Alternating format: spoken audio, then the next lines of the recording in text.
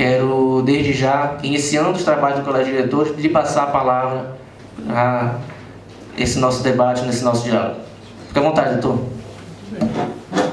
Bom, falar de pé que fica mais fácil, né, de se identificar.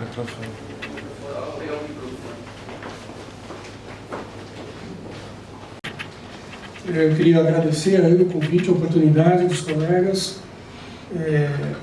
Eu sou José Celso Cardoso, eu sou servidor do IPEA, Instituto de Pesquisa Econômica Aplicada. Acho que os colegas, a parte de vocês talvez conheçam, que é um órgão do governo federal, tradicionalmente ligado à área de economia, o Ministério do Planejamento, atualmente o Ministério da Economia, e um órgão que é destinado a produzir basicamente três tipos de funções, ou desempenhar três tipos de funções. A primeira é a pesquisa aplicada, que é talvez a função pela qual o IPEA é mais conhecido, né, de avaliação de política pública, de monitoramento de política pública. E isso em áreas que vão além, né, da própria economia, né, incorporando a dimensão social, a dimensão regional, ambiental, e mais recentemente essa área na qual eu estou, que é a área de estudos e políticas do Estado, instituições, democracia, planejamento. Em função disso é que eu tenho desenvolvido uma reflexão sobre a própria reforma administrativa, da qual vamos falar aqui um pouco. Segunda missão do IPEA é prestar um assessoramento, né, governamental direto, sobretudo para o governo federal, justamente nessas diversas áreas, né, de atuação do governo, em relação às quais o IPEA tem competência técnica para assessorar. E, finalmente, há uma terceira missão, que é de produzir capacitação técnica, né, sobretudo para servidores públicos. Né. Isso se dá por meio da interface que os servidores do IPEA têm com a ENAP, né, que tem cursos de especialização, mestrado, etc. O próprio IPEA tem um curso de mestrado profissional, que se chama Desenvolvimento e Políticas Públicas, né? E, além disso, a gente também colabora com outros órgãos da administração, como o Tribunal de Contas, antiga ESAF, né, que agora se juntou à ENAP, e por aí vai.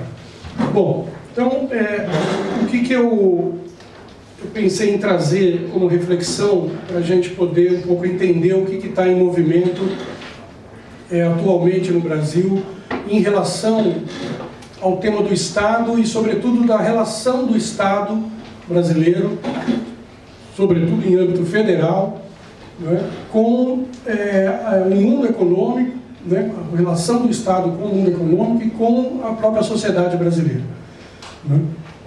Eu acho que, para falar de reforma administrativa, de uma maneira seca, né, entrando especificamente nesse tema, que é objeto, inclusive, dessa cartilha que a gente trouxe aí para vocês terem acesso, faz um primeiro contraponto à proposta do governo que está circulando, né, eu acho que é preciso contextualizar um pouco melhor em que momento, em que lugar essa reforma administrativa ela toma assento, né? Quer dizer, essa reforma administrativa ela é parte de um projeto, de um processo mais amplo, né, e mais complexo de transformações pelas quais a economia e o próprio Estado brasileiro vem passando e, segundo a nossa interpretação, infelizmente, uma transformação para pior do que estava em construção no Brasil, sobretudo desde a Constituição de 88. Né? Então, ponto de partida da minha apresentação aqui é dizer o seguinte, que o que nós estamos vivenciando no Brasil, sobretudo desde 2015, 2016 para cá, é um processo que eu chamo de transformação paradigmática do modelo de desenvolvimento, né, ou da relação do Estado com o desenvolvimento, né? Ou seja, não é uma mudança simplesmente paramétrica, no sentido de alterar, né, algumas variáveis ou pequenos parâmetros da forma de funcionar tradicional e histórica do Estado brasileiro. né, e da forma de se relacionar com o mundo econômico e com a própria sociedade.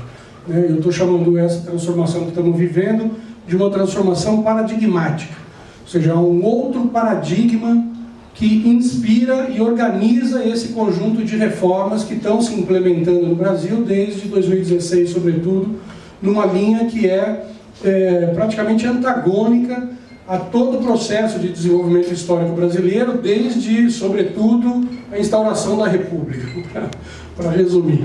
Né? Por isso é um processo histórico muito complexo, né? E muito, vamos dizer, com implicações muito graves, né? E danosas para essa trajetória de desenvolvimento que estava se estruturando no Brasil. Essa transformação paradigmática que nós estamos vivendo, ela tem 3 características. A primeira é que ela é muito abrangente. Significa dizer que ela envolve praticamente todas as áreas de atuação governamental. Não há nenhuma área de atuação que não esteja sofrendo algum tipo de transformação, de processo, de contestação, né, frente ao que historicamente veio se estruturando, se institucionalizando como missão precípua das organizações, das áreas de atuação governamental, etc. Em segundo lugar, ela é profunda, e é isso que a caracteriza ou torna essa mudança uma mudança paradigmática muito mais do que simplesmente paramétrica. Não é paradigmática, é profunda, porque ela altera a essência da relação do Estado nas suas diversas áreas de atuação com o mundo econômico e com a própria sociedade. Em terceiro lugar, ela é uma transformação veloz, né? Tudo está se processando de modo muito rápido, né? Sem que a sociedade e as próprias organizações do setor público estejam tendo tempo e condições de refletir sobre essa mudança, né? Sobre a abrangência e a profundidade dessa mudança que está em curso. Bom, então, dito isso, é preciso dizer o seguinte, que essas 3 características, abrangência, profundidade e velocidade, né, conformam isso que eu estou chamando então de mudança paradigmática de modelo, que é de um modelo centrado ou melhor dizendo, articulado do Estado com a economia e com a sociedade para um modelo de Estado mínimo ou um modelo ultraliberal, né, de organização das relações do Estado com a economia e com a sociedade.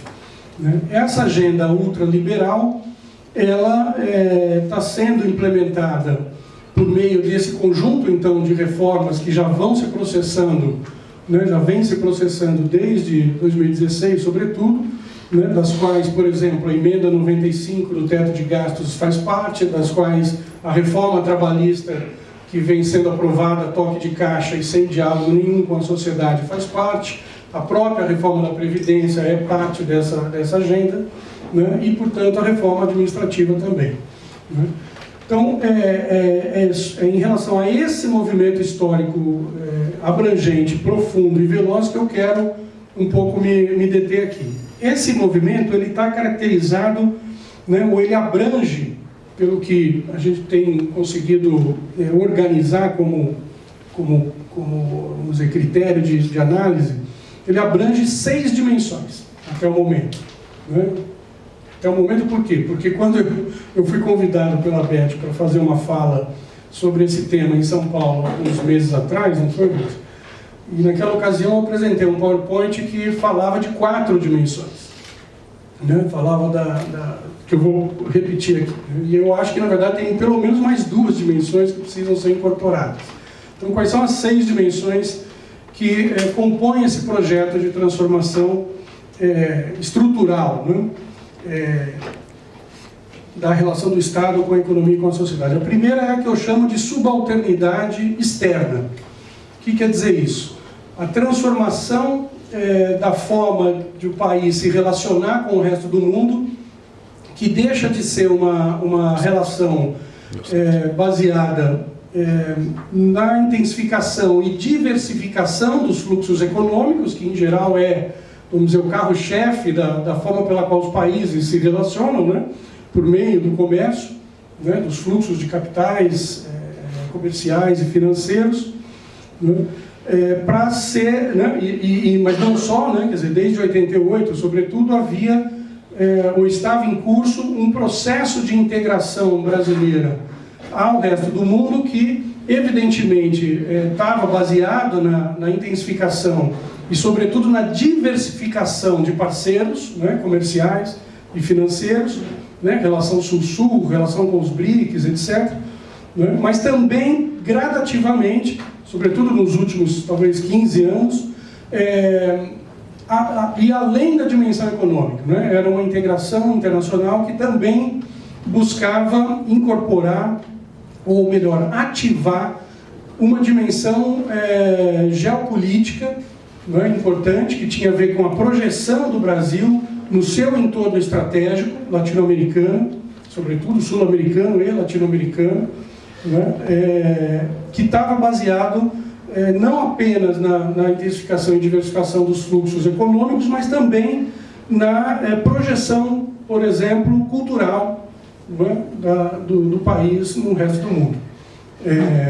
Pois bem, esse movimento, que era um movimento de expansão, diversificação de parceiros, né, baseado numa cultura de paz e de solidariedade internacional, ele vai sendo substituído de 2016 para cá por um paradigma estritamente econômico, né, que reflui esse processo de diversificação, né, de parceiros e de temas, né, para uma agenda meramente econômica, ou estritamente econômica, né, de fluxos econômicos, comerciais e financeiros. Né. Isso, de certa maneira, recoloca o Brasil num patamar inferior, né, dentro do que a gente chama de conceito das nações, né, de hierarquia das nações. Né, esse processo histórico que estava em curso de projeção, né, de poder, de autonomia, de soberania, ele reflui para uma dimensão subalterna, por isso a expressão subalternidade externa, uma posição subalterna de natureza basicamente econômica em relação não mais a parceiros diversos, mas sobretudo em relação aos Estados Unidos, novamente, algo que caracterizou a relação externa brasileira no começo do século XX, né, nos primeiros 30 anos do século XX. Então, subalternidade externa é uma primeira dimensão dessa transformação. A segunda dimensão é conhecida de todos, né, está colocada aí todo dia nos jornais, é a privatização do setor produtivo estatal, né, ou seja, das empresas públicas, e isso é um processo que, evidentemente, tem ondas, né, de avanço, recuo, etc. De 2016 para cá, claramente estamos vivendo uma onda de avanço desse processo de privatização, que consiste em transferir para o setor privado os ativos públicos, e não apenas transferir para o setor produtivo, transferir para o setor privado nacional, né? O grave, talvez mais grave desse processo atual de privatizações tem a ver com o fato de que elas estão sendo feitas de modo também muito acelerado, a preços, diria eu, aviltantes, né, em relação ao potencial produtivo que essas empresas têm, né, e está sendo feita de modo a induzir um processo de desnacionalização desses ativos, né? Então, se trata de uma transferência de ativos do Estado para o setor privado nacional, o que seria ruim, né, de certa maneira, né, transferir um monopólio público para um monopólio privado. É muito pior um monopólio privado do que um monopólio público, mas se trata, além disso, de transferir para empresas internacionais, né? O que significa dizer que nós estamos transferindo não apenas os ativos e todo o potencial que eles possuem, né, em termos de desenvolvimento, crescimento, emprego, etc., mas nós estamos transferindo, sobretudo, o processo ou o poder decisório sobre o que fazer, como fazer, quando fazer, em que direção fazer, os investimentos que são possíveis de serem ativados por esses conglomerados públicos, estatais, né? Então, é uma desnacionalização patrimonial acompanhada de uma exportação ou desnacionalização do próprio processo decisório, né? E por que isso é particularmente grave? Pelo fato de que essas empresas ou esses conglomerados estatais desempenham, não apenas no Brasil, mas no mundo inteiro, né, um papel estratégico no processo de desenvolvimento. Né?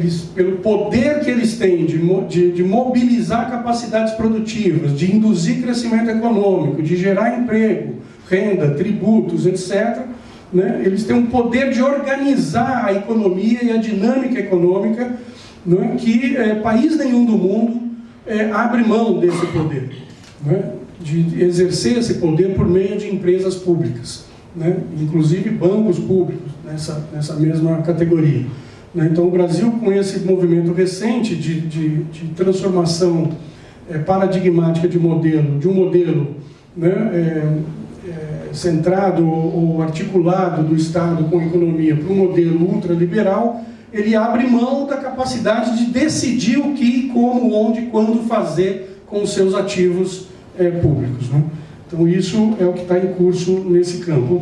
A terceira dimensão ainda é uma dimensão de privatização, e eu chamo de privatização das próprias políticas públicas, sobretudo as de âmbito federal, né? Ou seja, há muitos setores de atuação governamental que são setores rentáveis do ponto de vista dos mercados, né? São setores que geram, têm um potencial de geração de lucro muito grande. Então, esses setores estão sendo rapidamente transferidos para o mercado, né, como forma de organizar a provisão de bens e serviços públicos. Eu estou me referindo aqui aos setores que nós já conhecemos e que rapidamente vão deixando de ser ou de ter uma característica pública universalizante, etc., para ter apenas uma característica, ou dominantemente uma característica privada, lucrativa, né? Saúde, né, claramente, o que está em curso é um processo de privatização do setor saúde, né? Previdência, a reforma da Previdência que acabou de ser aprovada, ela é exatamente isso, né? A versão radical, né, da reforma da Previdência, que era um projeto de capitalização, embora tenha sido barrado até o momento, ele é ainda o paradigma que organiza as ações, ou continua organizando as ações do atual governo nesse campo, né? Ou seja, transferir toda a responsabilidade, né, pela aposentadoria, né, pela provisão de renda na fase, né, pós-laboral para o próprio indivíduo, né, para os próprios indivíduos, né, que, dependendo da sua capacidade de auferir, né, renda, estabilidade, regularidade de renda, etc., né, e suficiência de renda ao longo do ciclo ativo, vai ter mais ou menos capacidade de conseguir alguma renda na fase pós-laboral, né? Então esse modelo também está presente muito fortemente na Previdência. Educação, né, é um setor que também é altamente rentável, né? E o projeto do governo é justamente avançar nesse processo de privatização dessa política também. Segurança, né? Segurança pública, que, como o próprio nome diz, sempre teve essa característica, né, pública, no sentido de ser um bem, né, um bem público a ser oferecido pelo Estado ao seu conjunto de cidadãos, né, deixa de ser uma exclusividade, né, do Estado para ser também um objeto de acumulação de capital por meio de iniciativas privadas, né? Então as pessoas vão morar em condomínios, as pessoas blindam os carros, as pessoas compram armas e cada um assume individualmente a sua capacidade, a sua responsabilidade pela própria segurança. Então veja, bom, ciência e tecnologia, cultura, meio ambiente, assistência, eu poderia falar aqui de várias outras políticas públicas que estão nesse momento passando por esse processo de transformação paradigmática de um modelo centrado no Estado ou na ideia de bem público para um modelo ultraliberal centrado na ideia de mercado e de autossuficiência, autofinanciamento e vamos dizer, total responsabilização dos indivíduos pela própria obtenção desses serviços do mercado, né? Saúde, educação, previdência, segurança, etc. Então esse é o terceiro eixo ou dimensão desse processo mais amplo. A quarta dimensão, que eu tenho tentado incorporar agora, mais recentemente, em função até das conversas com a doutora Fattorelli, né? Eu estou chamando de financiarização da dívida pública e da própria gestão da dívida pública por meio das autoridades monetárias, né? O Banco Central, e a autoridade fiscal, que é a Secretaria do Tesouro. Então vejam, se a gente olha desde a Constituição para cá, por exemplo, o conjunto de emendas constitucionais que foram já aprovadas, e são mais de 100, né? Nós vamos entender o seguinte, que de um lado o que está acontecendo? Um processo de rigidificação e de criminalização do gasto real, né? Do gasto público primário, né? Como os economistas chamam, do gasto público real, que é justamente o gasto necessário a financiar, a custear as despesas correntes, né, do Estado, o próprio financiamento da máquina pública, mas também as despesas finalísticas das políticas públicas, né? Então, se a gente pega, por exemplo, desde a Lei de Responsabilidade Fiscal, em 2000, até agora, a Emenda 95, e agora essas novas PECs, né? A PEC emergencial, a PEC dos fundos públicos, a PEC do Pacto Federativo, e aqui virá da reforma administrativa, o que a gente vê desse conjunto é o seguinte, uma tentativa de bloquear, né, de limitar e diria mais, de criminalizar, inclusive, o uso do recurso público, do fundo público, como legítimo do ponto de vista do financiamento das atividades reais do Estado e da economia e da sociedade, né? Então, toda essa engenharia retórica, né, discursiva, que está sendo montada, construída com muito êxito, diga-se de passagem, no sentido de criminalizar o gasto público, né? De dizer que gastar é ruim, que o Estado é perdulário, que os servidores são marajás, que não se pode gastar mais do que se arrecada, né? Isso que soa como óbvio em todas as nossas cabeças, né, se aplica à unidade familiar, ao indivíduo. Isso não é uma coisa que se aplique ao Estado como ente econômico. Isso é a maior bobagem que se pode dizer em economia, de que o Estado não pode gastar mais do que se arrecada.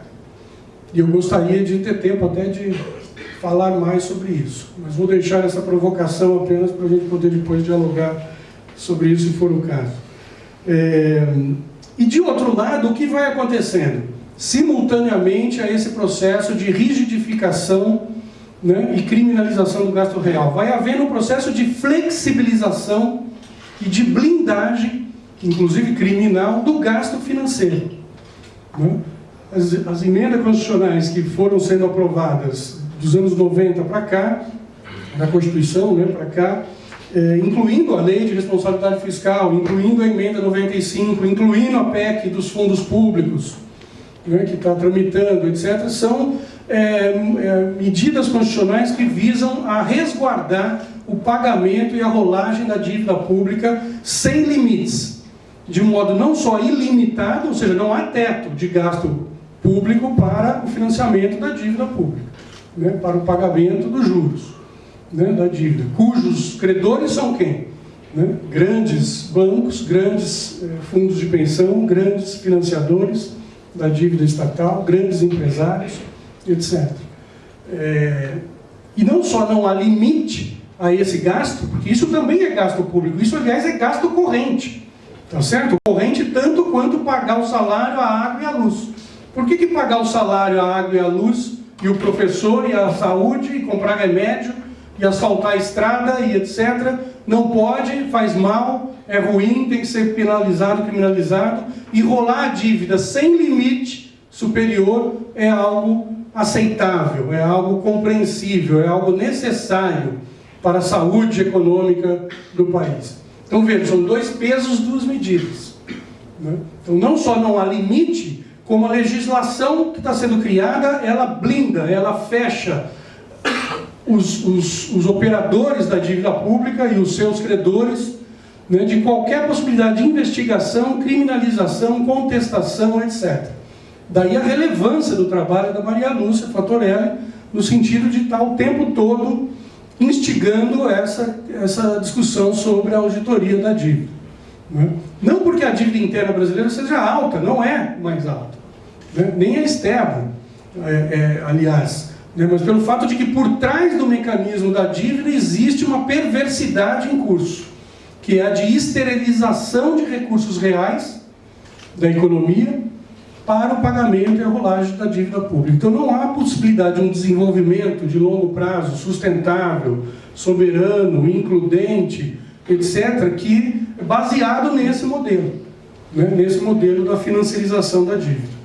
Então essa é a quarta dimensão do processo que está em curso. Isso está sendo constitucionalizado, né? Assim como a gente criticava e tirava sarro da Argentina, né, que tinha constitucionalizado no final dos anos 90 a paridade da sua moeda com o dólar, o que levou a economia argentina ao colapso no começo dos anos 2000, né, e novamente perto disso agora,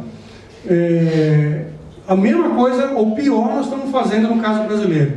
Não há país nenhum do mundo que tenha na sua Constituição algo como a emenda 95 do teto de gastos. Não há. Porque é um tiro no pé. É uma camisa de força autoimposta, tá certo? Autoimposta pelo governo para justificar esse conjunto de medidas que estão sendo, de reformas que estão sendo implementadas. Então, tudo para dizer o seguinte, que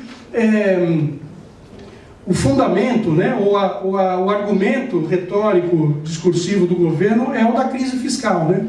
A crise fiscal, ou o fato de que gastar é ruim, né, é pecado, né, fundamenta todas as reformas, né? A reforma da Previdência tem que fazer porque está quebrada, uma falácia.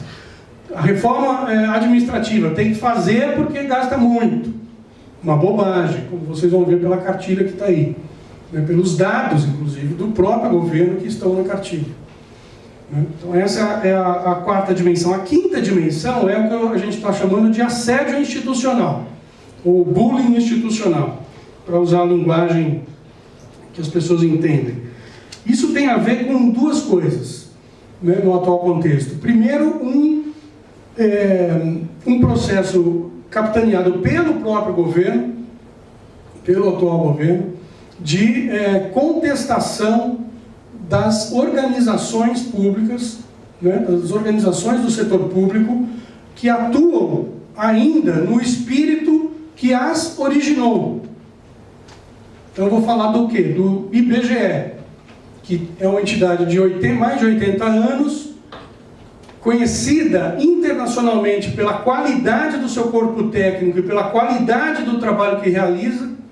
O Brasil tem talvez um dos maiores e melhores sistemas de produção de informação primária do mundo e que está sendo contestado pelo governo, quando o próprio presidente da República diz que não acredita no dado de desemprego que o IBGE publica, quando interfere de fora da instituição para dentro, rompendo todos os protocolos estabelecidos, técnicos, para a realização do censo.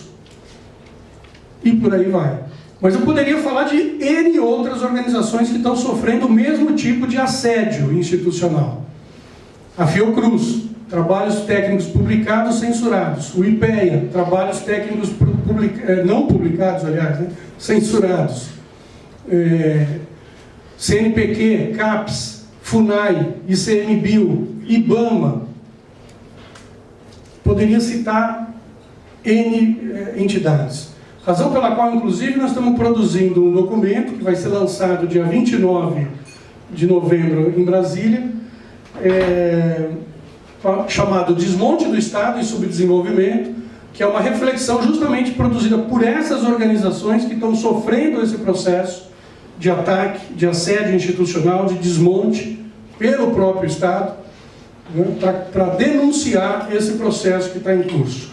E a segunda característica desse assédio é que ele não se restringe a um ataque às próprias organizações e às funções que elas desempenham, né?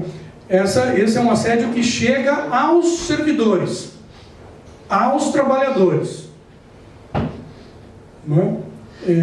É um assédio direto que pune, criminaliza, castiga o servidor que desempenha a sua função.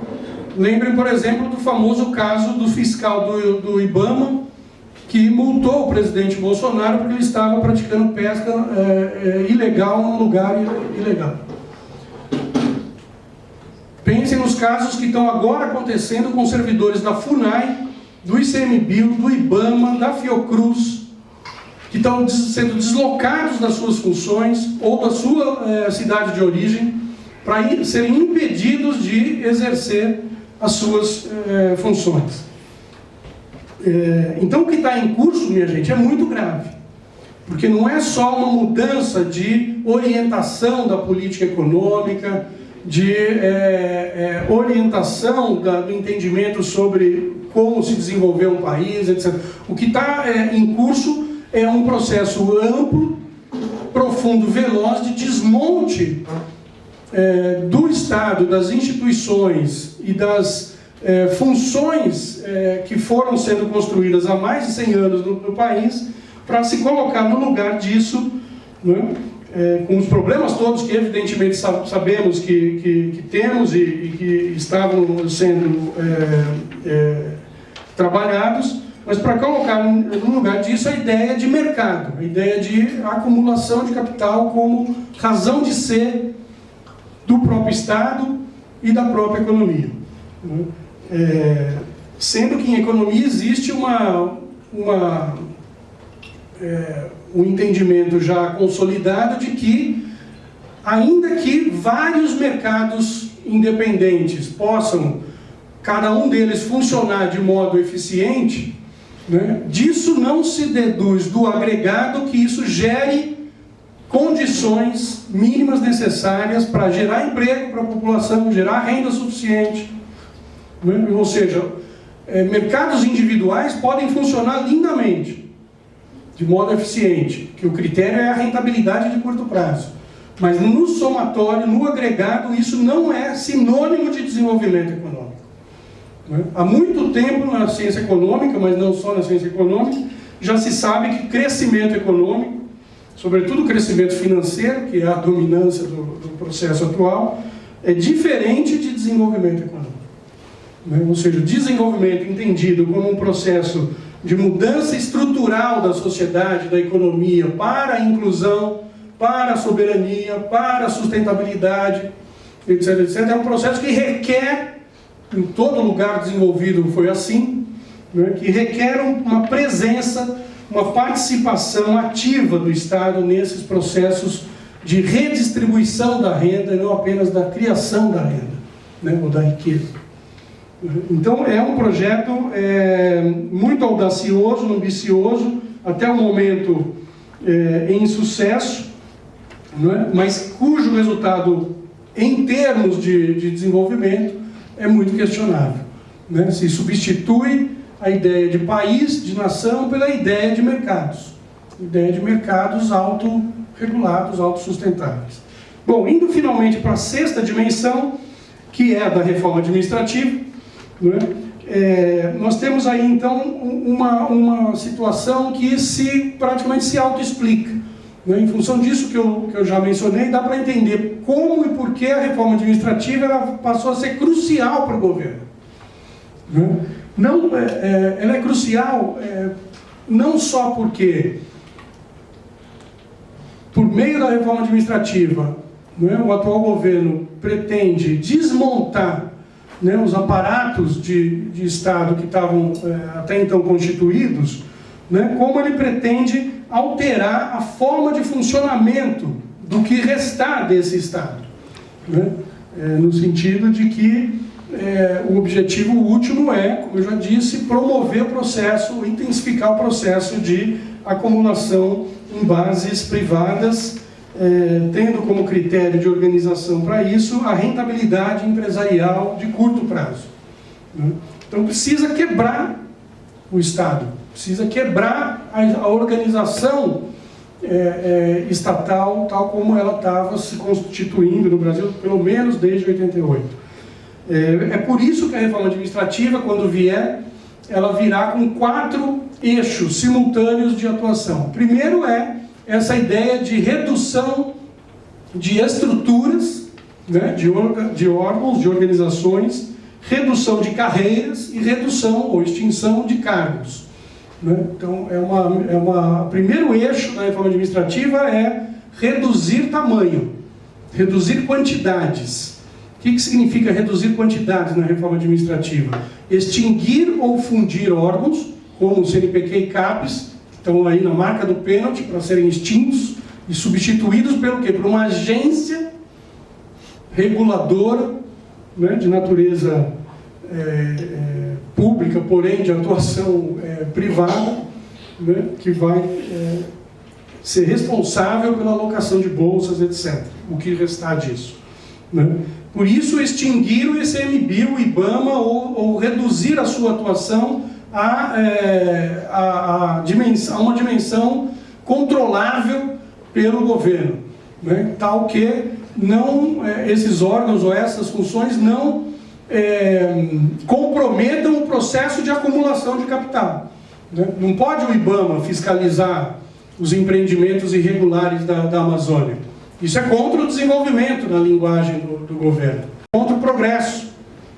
Né? Vamos asfaltar a Amazônia, né? Transformar aquilo num grande estacionamento sem árvores. Né? Isso é o progresso. Né? Não posso ter um fiscal que me diga que aquilo é ruim do ponto de vista da sustentabilidade ou coisa que o valha. Né? Então é nessa linha que a coisa vai, né? Reduzir estruturas, reduzir carreiras, né? Que o governo tem mencionado isso. Vamos reduzir as 300 para 30 carreiras.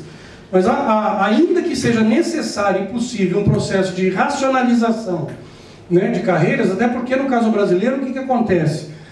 Você vai tendo carreiras e cargos que vão praticamente se auto-extinguindo, né, em função de que várias atividades administrativas não são mais necessárias, em função das revoluções tecnológicas pelas quais temos passado.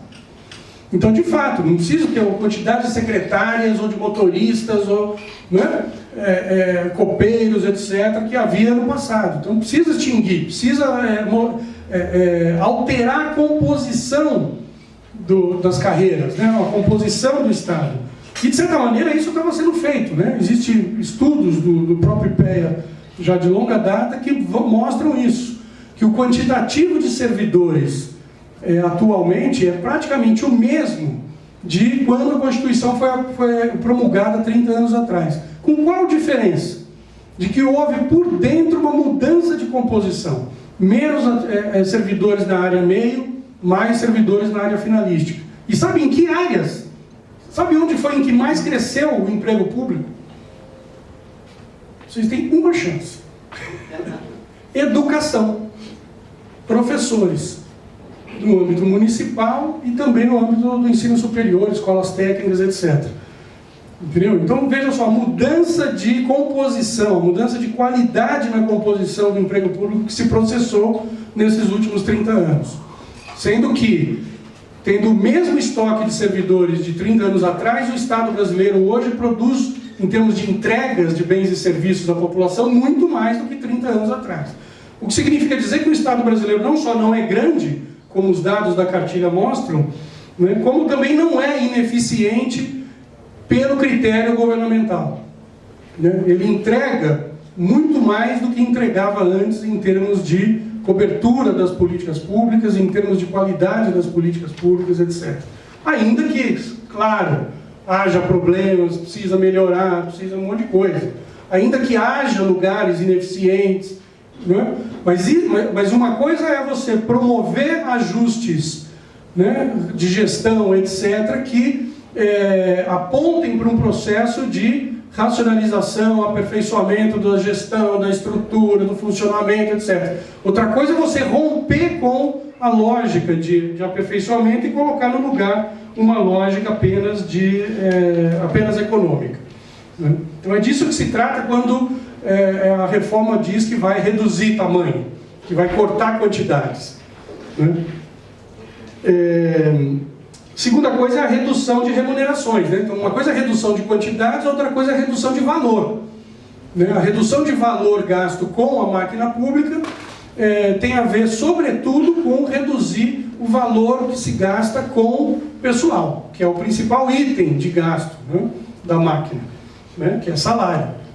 Né, salário dos servidores. Isso já está sendo feito. A emenda 95, por exemplo, quando diz que não vai, né, poder aumentar o gasto pelo horizonte de 20 anos, já está dizendo para as carreiras todas, não haverá aumento, né, recomposição salarial e muito menos aumento real pelos próximos 20 anos. Né? Isso é uma forma já de fazer o valor real diminuir ao longo do tempo, já que a inflação, apesar de baixa, é positiva. Segunda coisa que o governo pretende, né, nessa mudança que virá, é instituir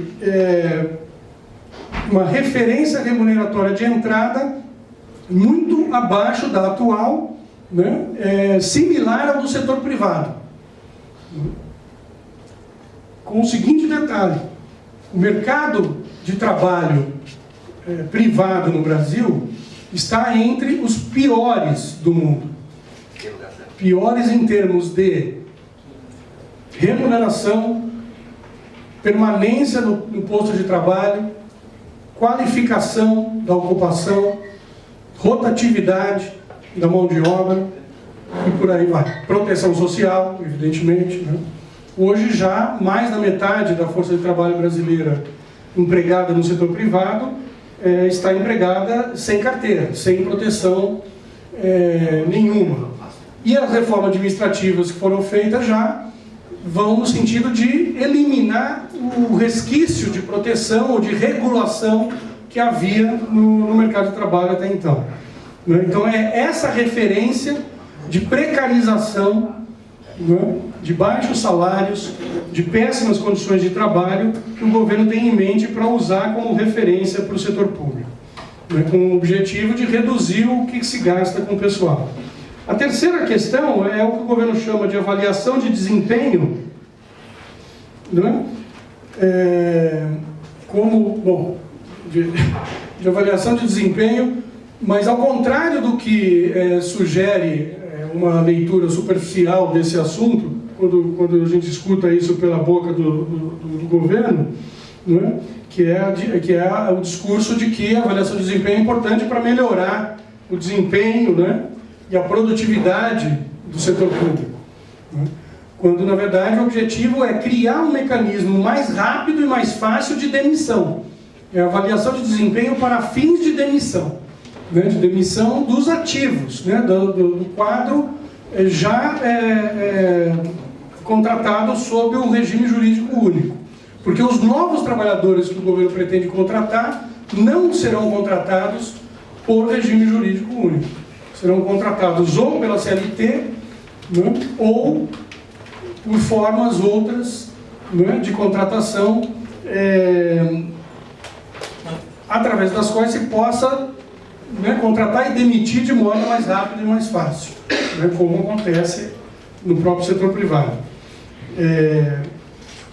Então, para reduzir quantidade de valor gasto com o pessoal ativo já concursado, etc., né, se pensa o quê? Instituir um processo de avaliação de desempenho para permitir um critério mais rápido, mais célere, né, de demissão.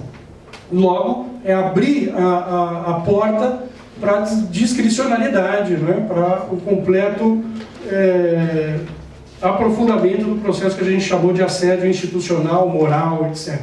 Né? Por isso que é importante para o governo quebrar a estabilidade. Né? Essa é a palavra de ordem do governo, é quebrar a estabilidade do servidor. Né? Esquecendo que, historicamente, em todos os lugares do mundo, onde se pratica a estabilidade, ela cumpre funções importantes, né? Como sabemos. Né? em termos de garantir a continuidade da prestação do serviço, ser a memória do próprio Estado na transmissão, né, intergeracional de políticas públicas e de funções públicas, né, no sentido de proteger, né, o servidor que é trabalhador, né, do assédio e da perseguição política, e por aí vai. Então é o reino da barbárie que se avizinha, né, em relação a esse assunto. E por fim, há um conjunto de medidas sendo desenhadas, redesenhadas, etc., algumas delas, na verdade, já em operação, que visam o quê? O cerceamento das formas de organização, financiamento e atuação sindical. Claro, é muito importante para esse projeto do governo quebrar a capacidade dos trabalhadores se reunirem, se organizarem e atuarem coletivamente. Isso já está sendo feito, né? Na medida em que as organizações, por exemplo, podem impedir a realização de eventos sindicais no local de trabalho. Isso já está sendo feito, na medida em que as organizações podem exigir compensação de hora em relação às horas gastas com atividades sindicais. Né? Isso já está sendo feito, quando o governo tentou, no começo do ano, por meio de uma medida provisória, que depois caducou, mas vai voltar na forma de um projeto de lei, de uma PEC, etc., né? Impedir o desconto automático em folha para o financiamento sindical. Ou seja, um conjunto, a discussão sobre direito de greve no setor público, por aí vai. Ou seja, um conjunto de coisas que visam restringir, dificultar, impossibilitar a organização coletiva e a atuação sindical no âmbito do setor público, né? Indo contra, inclusive, várias resoluções da própria OIT, né? Viu esse signatário e, no entanto, não cumpre, né? ou pretende denunciar do ponto de vista internacional. Então, vejam, tudo somado, só para finalizar, é importante entender que, então, a reforma administrativa ela é parte desse grande movimento de transformação estrutural, né, no nosso modo de ver, para pior, das formas de relacionamento do Estado com a economia e com a sociedade. Porque ainda que o critério seja gerar todas as condições, as melhores condições possíveis para os empresários atuarem, né? Reforma trabalhista é isso, reforma da Previdência é isso, e por aí vai, né? O fato é que da somatória de mercados eficientes não se deduz automaticamente nenhum processo coerente, né? Abrangente, includente, sustentável, democrático, etc., de desenvolvimento. Então, numa palavra, eu diria o seguinte, que esse projeto ele pretende substituir a ideia de nação, né, pela ideia de mercado. A ideia de mercado necessariamente é uma ideia de curto prazo, de rentabilidade microeconômica, né, que não combina ou é totalmente insuficiente com a ideia, né, de desenvolvimento, de transformação produtiva, social, nessa linha que a gente advoga, que é a da inclusão, a da sustentabilidade, a da democracia, a da soberania, etc. Então, meus caros, eu diria que esses momentos que estamos tendo a oportunidade de vivenciar aqui, né, e eu tenho participado de vários colóquios desse tipo com colegas de outras carreiras, etc., são fundamentais para a gente entender, para a gente promover, primeiro, um alinhamento de entendimento sobre qual é o tamanho da transformação e do desafio e das dificuldades que a gente tem pela frente. Segundo, para a gente poder criar condições em cada um dos nossos fóruns de organização coletiva para uma ação mais decidida contra essa reforma, né, que é, vamos dizer, o último ou o penúltimo passo para uma mudança irreversível das capacidades e das condições do país de se desenvolver ainda nesse século XXI. Então, o momento, eu acho que é esse, é agora. É criar esse processo de entendimento e de construção coletiva. Bom, desculpe aí ter me alongado demais, mas sábado de manhã é assim, a gente faz tudo devagar, então até o cérebro ligar demora uma meia hora. Bom, obrigado aí, eu estou à disposição aí para discutir qualquer assunto se for necessário.